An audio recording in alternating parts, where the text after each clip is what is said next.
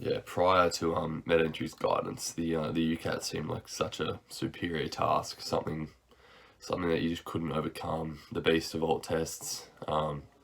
It just seemed so foreign to me, and I think I remember ordering a textbook of 1,500 UCAT questions or something, and just sitting there and doing them all and realizing that nothing really helped. Like, I thought this test still seems so out of my league, so foreign, nothing like I've ever done before, and I think that's the case with everyone. But as soon as I found MedEntry then and got access to all their questions and help and study habits, I think my study for the UCAT just flourished, and I think it's all accountable to MedEntry and the resources they give you and the motivation they fuel in you. So I think that was pretty big determining factor in my UCAT score. After MedEntry's guidance, things really started to fall into place. I think come around the UCAT time, with all the study I'd done, all the resources I had access to, and all the external motivating factors such as the MedEntry discussion place and Dr. Ray and just the whole MedEntry team, I think things really started to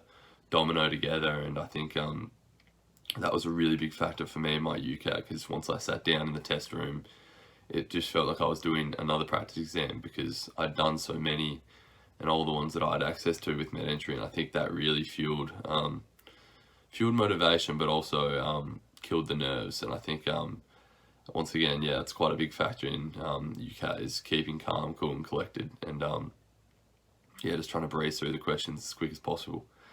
And I think once again with the interview, I think when I sat down, I did the Monash mock interview, and I had that the day prior to my actual Monash interview. And I think when I sat down on the official test interview day, I just felt like it was another mock interview. I think it felt they mimic it so well, and I think that's accountable to MedEntry's expertise and whatnot. And I think it really prepared me for the interview, and once again killed my nerves. I think it felt just like I was sitting down in the mock interview, and I think combining that with the tips they tell you about in the workshop, strategy days and whatnot, I think it all comes to fruition to help you change your way of thinking to what the interviews want to hear and see, as well as structuring your answers in the way that's most beneficial for success. So I think it's all accountable to the resources, the motivating factors, and just the great community that MedEntry has. And I think